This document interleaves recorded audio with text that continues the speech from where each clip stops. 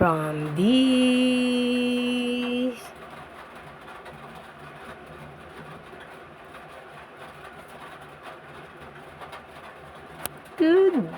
to this. What? Huh? Kayo ba?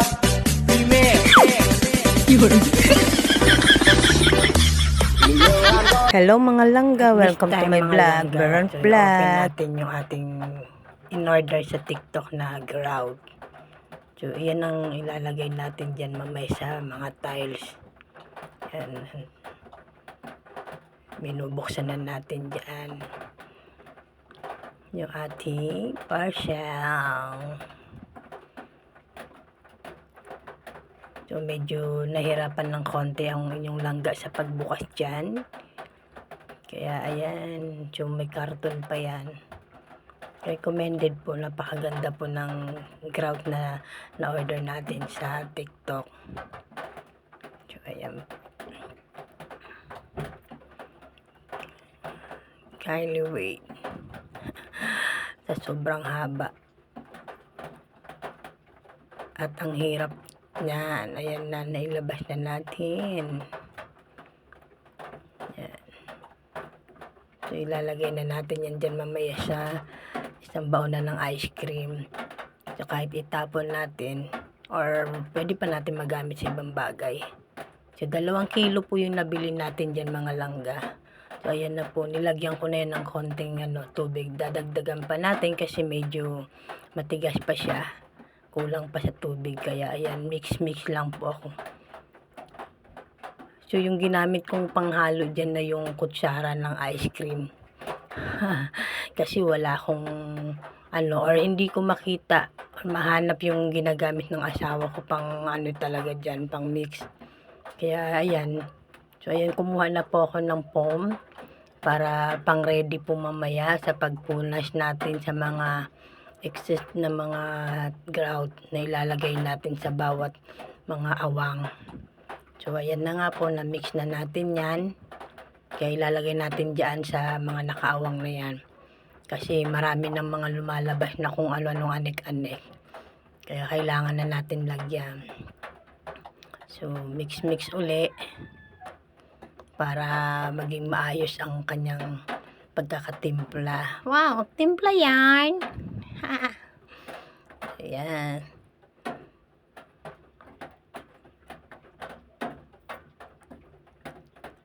Ilalagay. Medyo nahirapan ako dyan kasi hindi ko gamit nga yung pang talaga dyan, spatula bang tawag nila dyan. So, ayan, sorry sa mga magbabas. Pero wala, gabi na kasi niya nung time na yan, mga around 8:45 or 8:30, mga ganun. So, ayan na. May mga na. So, ang lalaki na kasi ng mga butas. Malalim na pati. Kaya, ayan. Nakpanan natin. Yan. Tiyaga-tiyaga lang. Yan. So, pupunasan na natin siya para maging pantay yung kanyang itsura at maging maayos. So, inaano ko lang po yan, binabasa ko ng tubig, yung foam, para maging maayos ang pagkakapunas sa kanya. Ayan. That time pala, kaya ako naisipan gawin yan kasi hindi ako makatulog. So, ganyan ako mga langga pag hindi ako makatulog. Iniisip ko na lang gawin yung mga bagay na, alam niyo yun, nakakalibang. So, yan na nga, grabing pawis ko niyan. Dahil sa sobrang init. Tingnan nyo naman ang itsura ko dyan. Yung damit ko basang-basa. Kasi napaka sobrang init. Then that time sa ibang mga lugar ay brown out. Yan. Yung mga kasama ko dyan, mga tulog na. Ako gising pa. At iyan, pinagkakaabalahan ko yung aming tiles sa kusina. Dagdag uli sa mga may awang. Ayan. Lagay-lagay lang.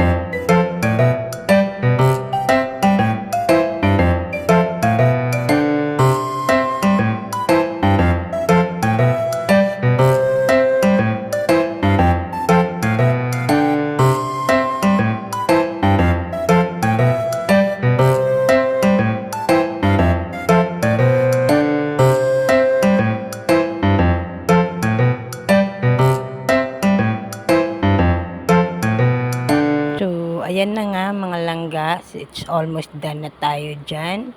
So, cleaning na tayo ng mga na-excess na mga grouts sa ating tiles. Thank you po sa inyong panonood, sa walang sawang pagsubaybay sa akin. Nawa po makapagbigay ako inspirasyon sa inyo kahit sa papaano po. Maraming salamat. Kung mayroon po kayong mga suggestion para so hanggang dito na lamang mga langga. Thanks for watching. Have a good day.